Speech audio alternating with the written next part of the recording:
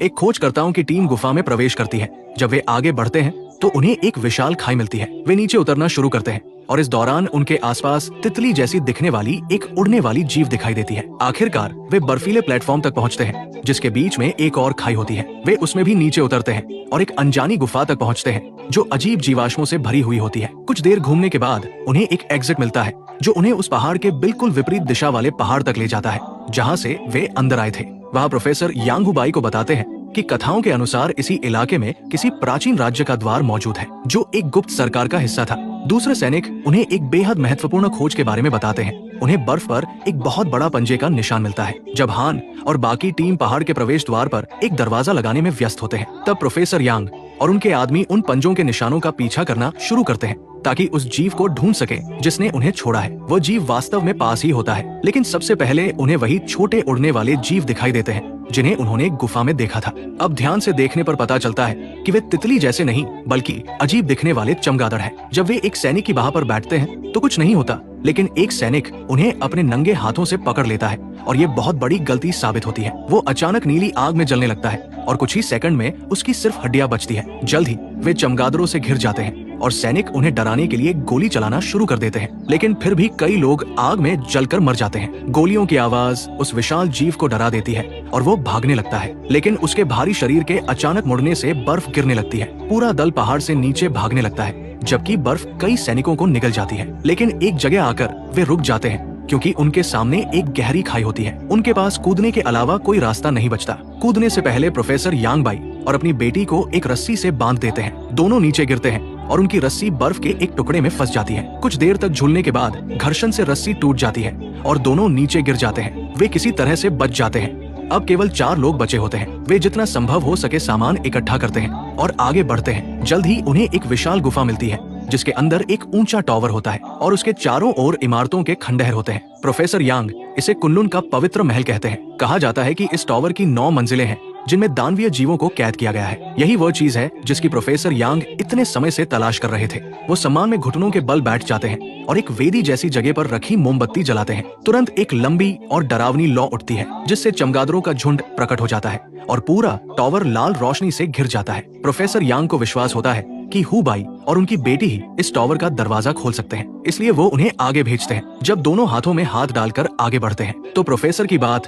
सच साबित होती है। दरवाजा खुलने लगता है और चमकने लगता है। टावर के ऊपर एक रोशनी दिखाई देती है जो अनगिनत आत्माओं को बुलाती है और पूरा कमरा उनसे भर जाता है। लेकिन तभी कांग सन मोमबत्ती बुझा देता है क्योंकि उसे शैतान के द्वार खोलने का विचार पसंद नहीं आता। गुफा टूटने लगती है, इसलिए समूह जल्दी से वहाँ से भागता है इससे पहले कि पत्थर या चमगादड़ उन्हें पकड़ ले। कांग सन खुद को बलिदान कर देता है और पीछे रुककर चमगादड़ों का ध्यान अपनी ओर खींचता है। नीली आग में जलकर उसकी मौत हो जाती है और उसके शरीर के फटने से कई चमगादड़ भी मर जाते हैं, लेकिन अभी भी बहुत सारे चमगादड़ बचे होते हैं और वे बाकी 3 लोगों का पीछा करते हैं। उन्हें एक एग्जिट मिलता है, लेकिन वे ज्यादा दूर नहीं जा पाते। वो रास्ता उन्हें एक ऊंची चट्टान तक ले जाता है जिसके पीछे एक झरना होता है। चमगादड़ उन तक पहुंच जाते हैं और जब हुबाई मशाल से उन्हें भगाने की कोशिश करता है तब वे उसके कंधे को काट लेते हैं। यांग पिंग उसे धक्का देकर नीचे पानी में गिरा देती है ताकि आग बुझ जाए और फिर वो और उसके पिता भी कूद जाते हैं। लेकिन तभी एक और विशाल डायनासोर जैसे दिखने वाला जीव अचानक प्रकट होता है। वो यांग पिंग को अपने मुंह में पकड़ लेता है और उसे दूर लेकर चला जाता है। हुबाई किसी तरह पानी से बाहर निकलता है और बेस कैंप पर वापस लौट आता है। वहाँ उसका इलाज किया जाता है और उसे बताया जाता है कि इस मिशन से वो अकेला ही वहाँ से जिंदा लौटा है, बाकी सब मर चुके हैं। वो इस जिंदगी को छोड़कर घर लौटने का फैसला करता है, लेकिन ट्रेन में सफर करते समय उसे बार बार ऐसा लगता है जैसे कांग सन उसके साथ बैठा हो। जब वो भ्रम गायब हो जाता है तो वो खुद को और भी खाली महसूस करता है। हुबाई गांव के पास एक छोटे रेलवे स्टेशन पर उतरता है जहां उसका नया मालिक मिस्टर वांग उसे लेने आता है। उसे ये नहीं पता होता कि अधिकारी हान और वैज्ञानिक चेन डोंग उसकी तलाश कर रहे हैं। अब साल 1982 है और हुबाई मिस्टर वांग की लाइब्रेरी में काम करना शुरू कर देता है। एक दिन लाइब्रेरी में काम करते समय हुबाई को प्रोफेसर यांग की रिसर्च से जुड़ी एक किताब मिलती है जिसमें दानव टावर की तस्वीर भी होती है। तभी उसे एहसास होता है कि उस टावर को खोलना हमेशा से प्रोफेसर यांग का लक्ष्य था। उन्हें पहले से पता था कि हुबाई और यांग पिंग ही उसे खोल सकते हैं, इसलिए वो हमेशा उन्हें साथ और सुरक्षित रखने की कोशिश करते रहे। इसी बीच खोजकर्ताओं को एक ताबूत मिलता है जिसके अंदर एक जीवित महिला होती है। वो बिल्कुल यांग पिंग जैसी दिखती है, लेकिन खुद को शर्ली कहती है। उसके पास कुछ रहस्यमयी शक्तियाँ होती है जिन्हें वो नियंत्रित नहीं कर पाती। लेकिन उसे यांग पिंग की कोई याद नहीं होती, इसलिए फिलहाल उसे बंद रखकर निगरानी में रखा जाता है और उसका इलाज किया जाता है। उधर हु बाई को लाइब्रेरी में लगातार प्रोफेसर यांग की किताबें मिलती रहती है, जिनके कुछ पन्नों पर खास निशान बने होते हैं। वो इन कथाओं के प्रति जुनूनी हो जाता है और महीनों तक उनका अध्ययन करता रहता है। धीरे धीरे वो इनके पीछे की असली कहानी समझने लगता है। कभी दानवों की दुनिया से आए मानव जैसे जीवों की एक जाति हुआ करती थी, जिनके पूर्वज शनि ग्रह से आए थे।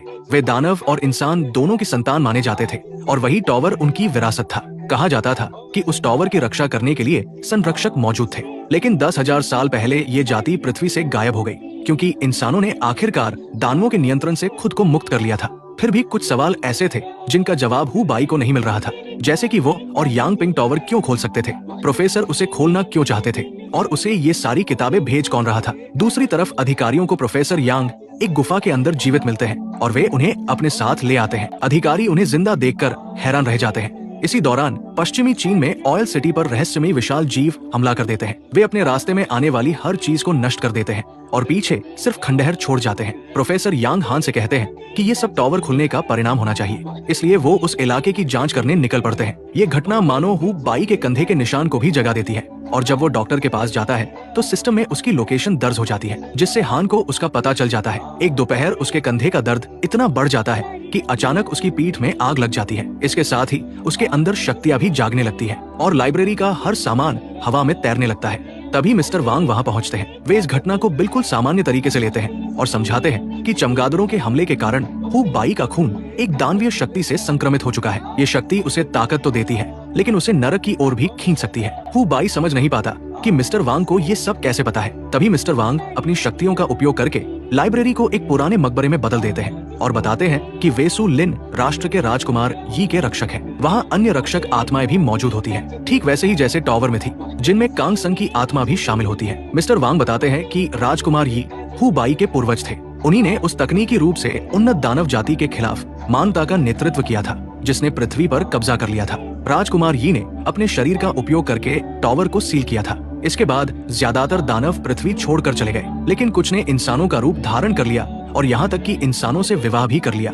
वे हु बाई को इसलिए चाहते हैं क्योंकि वो उसी वंश का है और केवल वही टॉवर को फिर से खोल सकता है और दानवों को आजाद कर सकता है। दूसरी तरफ अधिकारी ये जानकर गुस्से में आ जाते हैं कि उनकी टीम फिर से प्रोफेसर यांग को खो चुकी है, लेकिन तभी एक खबर उनका मूड बदल देती है। शर्ली होश में आ चुकी होती है और दावा करती है कि उसकी याददाश्त वापस आ गई है। अब वो हु बाई के साथ मिलकर अपने पिता को ढूंढना चाहती है। हान लाइब्रेरी में जाकर बाई को भर्ती करने की कोशिश करते हैं, लेकिन पिछली यात्रा में इतनी मौतें देखने के बाद वो फिर से इस काम में लौटने से इनकार कर देता है। हालांकि जब उसे शर्ली के बारे में पता चलता है तो वो तुरंत अपना फैसला बदल देता है, क्योंकि वह यांग पिंग को बहुत याद करता है। मिस्टर वांग को लगता है कि उसका जाना खतरनाक है, क्योंकि दानव उसे पकड़कर टॉवर दोबारा खुलवाना चाहते हैं। लेकिन हु बाई ये समझना चाहता है कि यांग पिंग आखिर वापस कैसे जिंदा हुई, और अब जानवरों की आत्माएं राजकुमार के मकबरे पर भी हमला कर रही है। इसलिए इस समस्या को उसकी जड़ से खत्म करना जरूरी हो चुका है। हु बाई वांग काइशुआन के साथ लाइब्रेरी छोड़ देता है, जो उसकी मदद करना चाहता है। वे उत्तरी चीन की यात्रा करते हैं, जहां उसकी मुलाकात शर्ली से होती है।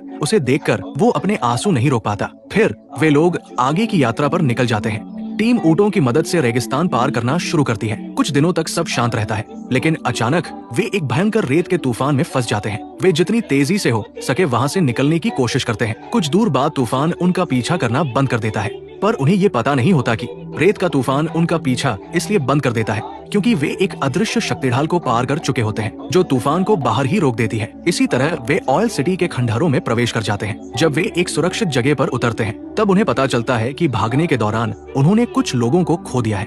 उधर दूसरा समूह अभी भी रेगिस्तान के बीच फंसा होता है। वे दूर दिखाई दे रहे एक कुएं की ओर बढ़ने की कोशिश कर रहे होते हैं कि तभी उन पर एक दानवीय जीव हमला कर देता है। दानव एक सैनिक को मार देता है, जबकि बाकी लोग कुएं तक पहुंच जाते हैं, लेकिन वहां उन्हें एक दूसरा दानव मिल जाता है। वो दानव लगभग सभी लोगों को मार देता है। केवल वांग काइशुआन और उसका एक दोस्त बच पाते हैं। उन्हें वहां एक साइकिल मिलती है और वे उसी से ऑयल सिटी पहुंचने की कोशिश करते हैं। उधर दूसरी टीम शहर में घूम रही होती है और उन्हें हर तरफ सिर्फ खंडहर और लाशें ही दिखाई देती है। दानवों के बारे में सुनकर हु बाई वहां से निकल जाना चाहता है, ताकि पहाड़ों वाली पिछली घटना की तरह फिर से नरसंहार न हो। तभी दानव उन तक पहुंच जाते हैं और पूरी टीम को लड़ाई के लिए तैयार होना पड़ता है।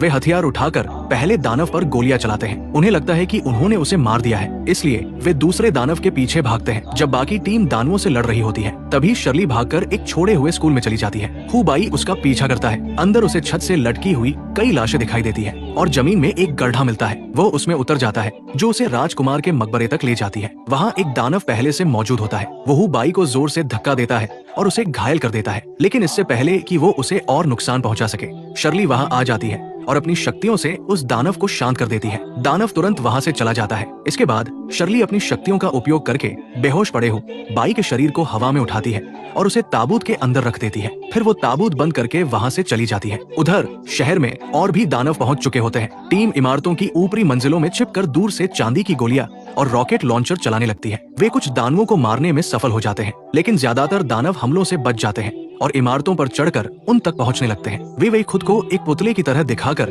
पकड़े जाने से बच जाती है। फिर वो भागकर एक बस में छिप जाती है, जहां वांग काइशुआन भी मौजूद होता है। दोनों अपनी जान बचाने की कोशिश करते हैं। इसी बीच बाई ताबूत के अंदर जागता है और बाहर निकलने के लिए संघर्ष करने लगता है, लेकिन तभी उसे एहसास होता है कि कुछ जादुई हो रहा है। उसके शरीर के घाव अविश्वसनीय तेजी से भरने लगते हैं। तभी उसके सामने मिस्टर वांग की आत्मा प्रकट होती है। वे उसे बताते हैं कि ये ताबूत राजकुमार को दोबारा जीवित करने में मदद करेगा। अचानक हु बाई खुद को अंधेरे में गिरता हुआ पाता है और अगले ही पल वो टावर के सामने खड़ा होता है। वहाँ उसे आखिरकार पता चलता है कि यांग पिंग के साथ क्या हुआ था। जिस विशाल जीव ने उसे पकड़ा था, वो उसे वापस गुफा में ले गया था और उस पवित्र आग में डाल दिया था। उस आग ने उसके शरीर को बदल दिया और उसे दानव रानी की आत्मा के लिए उपयुक्त बना दिया। अब शर्ली दानवों को नियंत्रित कर रही होती है और पूरे शहर में उन्हें छोड़ रही होती है। जब वो जीव वहाँ से चला जाता है, तब हु बाई टावर के पास जाकर रानी की आत्मा से बात करता है। उसे पता चलता है कि यांग पिंग भी उसी वंश की संतान थी, इसलिए वो भी टावर का दरवाजा खोल सकती थी। दानव रानी अपना शरीर छोड़ने से इनकार कर देती है और कहती है कि अगर उसे मारा गया तो यांग पिंग भी मर जाएगी। हु बाई कसम खाता है कि वह कोई दूसरा रास्ता ढूंढेगा। रानी को ये बात मजेदार लगती है और वो उसे वापस शहर भेज देती है। जब हु बाई उस दानव को बस पर हमला करते देखता है, तो वो तुरंत गोली चलाकर अपने दोस्तों को बचा लेता है, लेकिन वो चेन डोंग की मदद नहीं कर पाता, जो एक इमारत की छत के किनारे लटका हुआ होता है। दानव लगातार उसके पीछे पड़े रहते हैं, लेकिन शर्ली को हु बाई की जरूरत होती है ताकि वो टावर का दरवाजा खुलवा सके। इसलिए वो उसकी रक्षा के लिए बीच में आ जाती है और एक कार उठाकर दानवों की ओर फेंक देती है। लेकिन तभी हु बाई शर्ली की आंखों में देखता है और समझ जाता है कि उसे यांग पिंग कभी वापस नहीं मिलेगी। वो शर्ली पर लगातार 3 गोलियां चला देता है। जैसे ही गोलियां लगती हैं, सारे दानव धूल में बदलने लगते हैं और टावर टूटने लगता है। शर्ली ये स्वीकार करती है कि हु बाई ही अकेला इंसान है जो उसे मार सकता है। बेहोश होने से पहले वो उसे चूमती है और फिर वापस यांग पिंग के रूप में बदल जाती है। हु बाई उसकी मौत पर रोने लगता है, लेकिन तभी यांग पिंग अचानक बोलती है और कहती है कि वो उसे एक बार फिर देखकर बहुत खुश है। हु बाई तुरंत उसका शरीर उठाता है और उसे राजकुमार के ताबूत तक ले जाता है, इस उम्मीद में कि शायद वह उसे बचा सके। वो उसके साथ ताबूत के अंदर लेट जाता है और जैसे ही वो अपना माथा उसके माथे से छूता है, उसे उसकी यादों का एक दृश्य दिखाई देने लगता है। यांग पिंग के पास बचपन से ही शक्तियाँ थी, जिनमें मरे हुए जीवों को दोबारा जीवित करने की क्षमता भी शामिल थी, लेकिन उसकी माँ ने उसे हमेशा इन शक्तियों का इस्तेमाल करने से मना किया था। फिर एक दिन उसने अपनी माँ को नीली आग में जलते हुए देखा। तभी उसे समझ आया कि उसकी माँ उन दानवों की वंशज थी, जिन्होंने इंसानों का रूप धारण कर लिया था और सामान्य लोगों से विवाह कर लिया था। इसी वजह से प्रोफेसर यांग पूरी जिंदगी उस टावर पर रिसर्च करते रहे थे। उन्हें उम्मीद थी कि एक दिन वो अपनी बेटी को उस किस्मत से बचा पाएंगे जो उसका इंतजार कर रही थी। उसे ये भी पता चलता है कि गुफा में गिरने के बाद वे लोग केवल इसलिए बच पाए थे क्योंकि यांग पिंग ने अपनी शक्तियों का इस्तेमाल करके उन सभी को दोबारा जीवित कर दिया था। यादों का संबंध खत्म होने से पहले यांग पिंग हु बाई से कहती है कि वो उससे प्यार करती है। फिर वो उससे अपने पिता की तलाश कभी न छोड़ने की विनती करती है। हु बाई उसकी इस आखिरी इच्छा का सम्मान करता है। इसके बाद वो अपनी टीम के साथ ऊंटों पर रेगिस्तान छोड़ देता है और प्रोफेसर यांग की तलाश जारी रखने निकल पड़ता है। दूर कहीं एक विशाल दानवीय जीव उन्हें जाते हुए देख रहा होता है। यहीं पर chronicles of the ghostly tribe की कहानी खत्म हो जाती है। दोस्तों, अगर आपको वीडियो पसंद आया हो तो इसे लाइक जरूर करें और ऐसे ही कंटेंट और कहानियां के लिए सब्सक्राइब करना मत भूलें। आपका एक लाइक और सब्सक्राइब हमें और भी शानदार वीडियो बनाने का हौसला देता है।